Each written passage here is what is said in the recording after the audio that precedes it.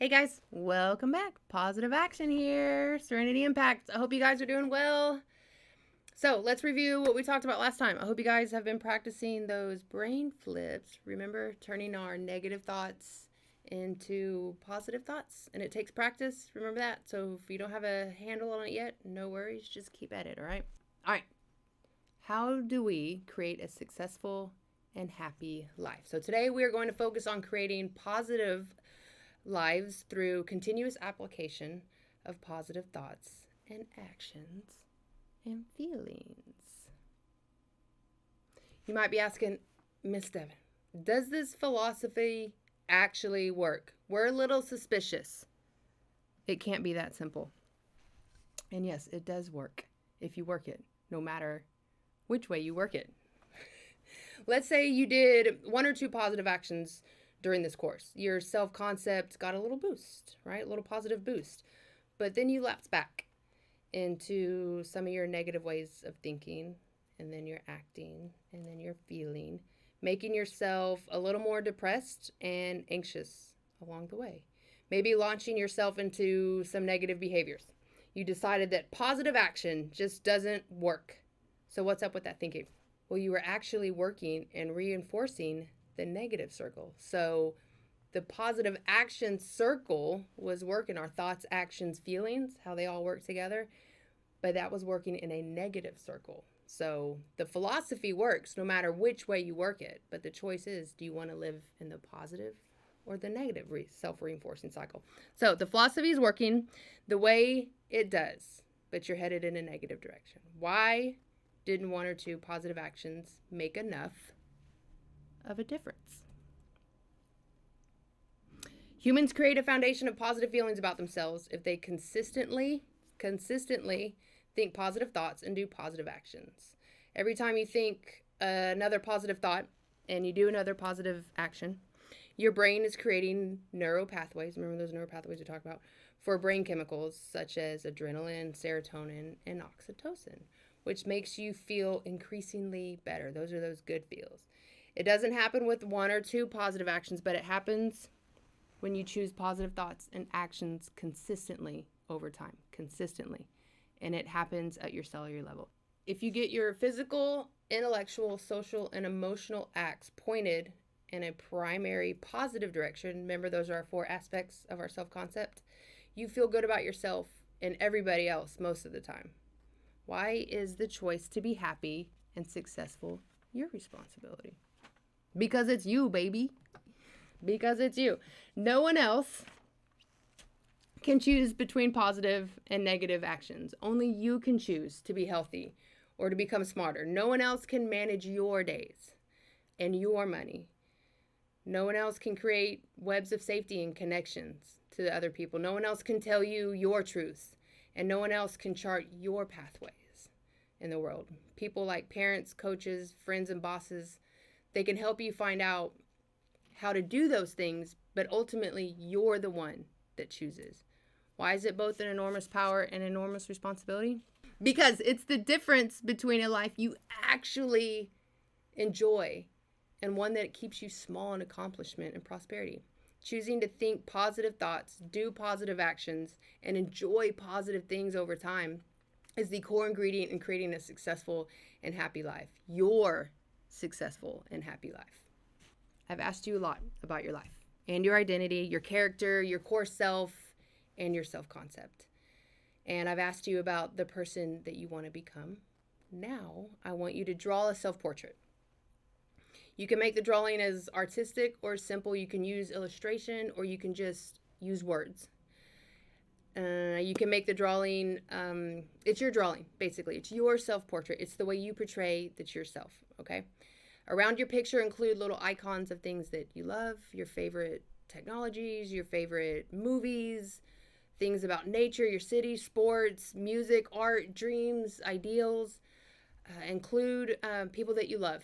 And after you're done with your portrait, I want you to write 5 words at the bottom. 5 words that describe your character, your self-concept, and your core self. And this is who you are, right? The big, who am I? Life's big questions that we asked at the beginning of this semester. Who am I? this is who you are in this moment, okay? So go ahead and pause, take some time to do this, and I will see you in just a second.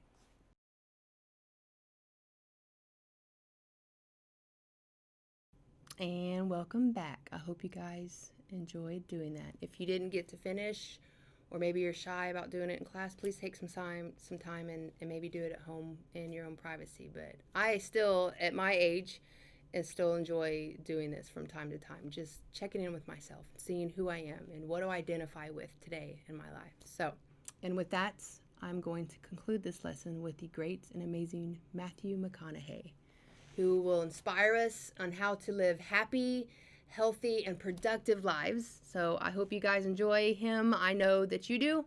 And until then, I will see you next time. Be smart, be safe, make good choices.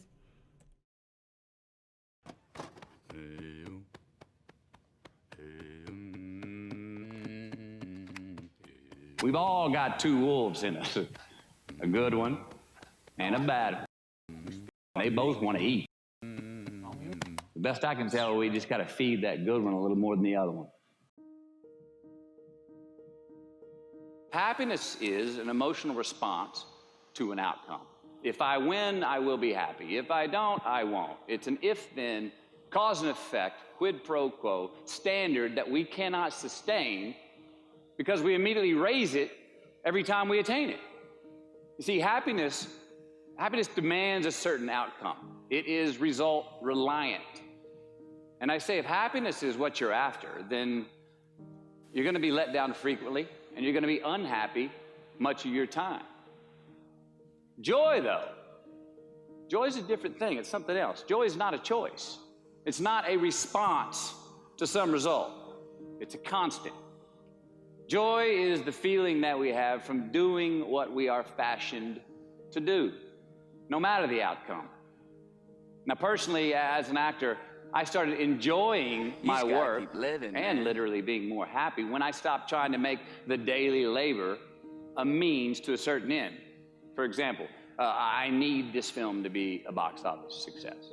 You know, I need my performance to be acknowledged. I need the respect of my peers. All those are reasonable aspirations, but the truth is, as soon as the work, the daily making of the movie, the doing of the deed became the reward in itself for me, I got more box office, more accolades and respect than I ever had before. See, joy is always in process.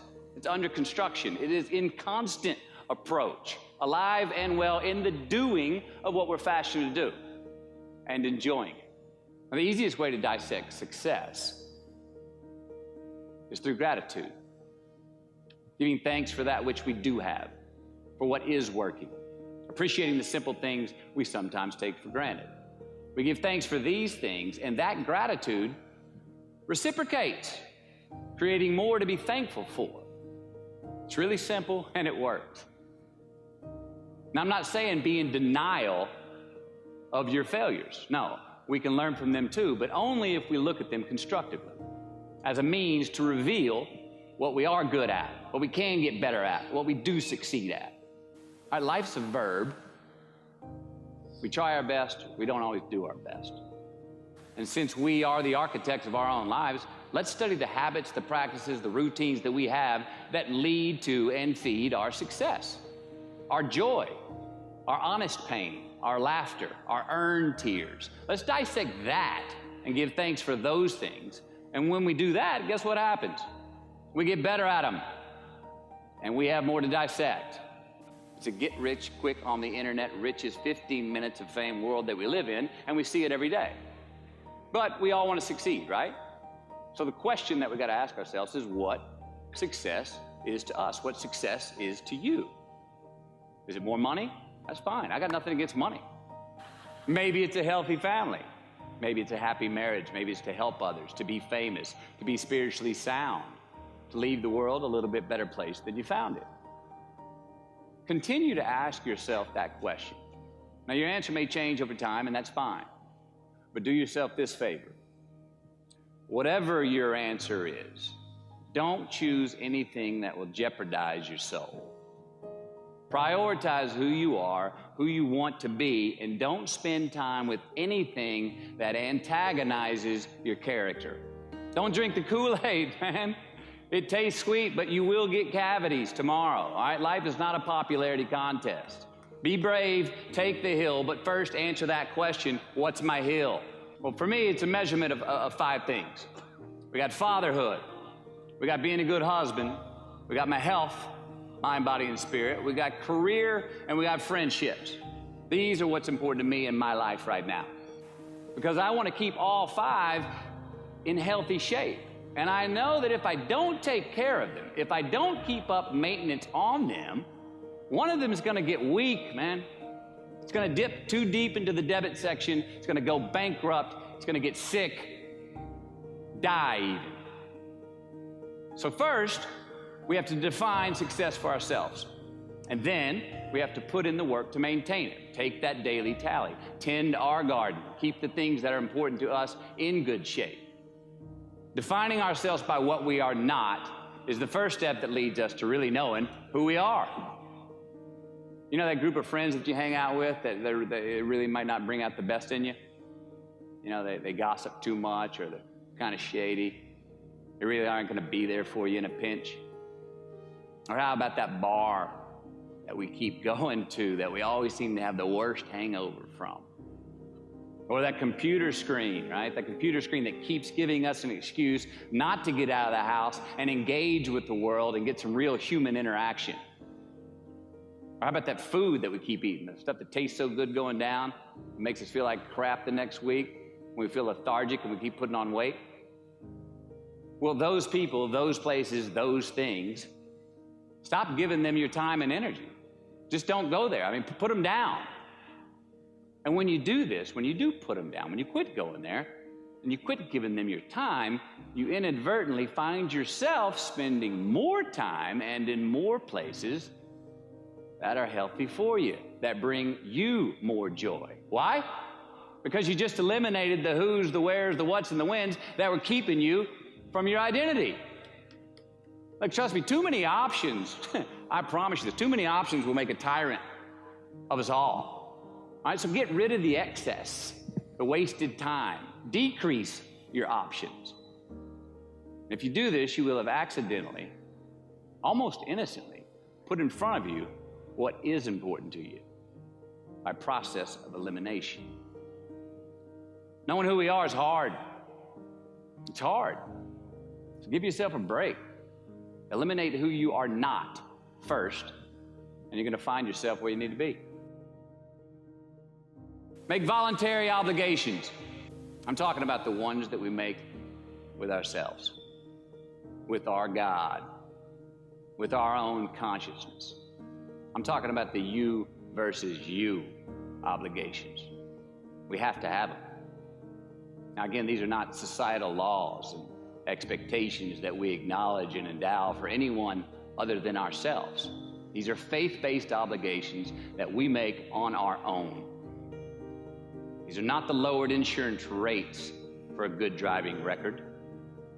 You will not be fined or put in jail if you do not gratify these obligations I speak of. No one else governs these but you. They are your secrets with yourself, your own private counsel, personal protocols.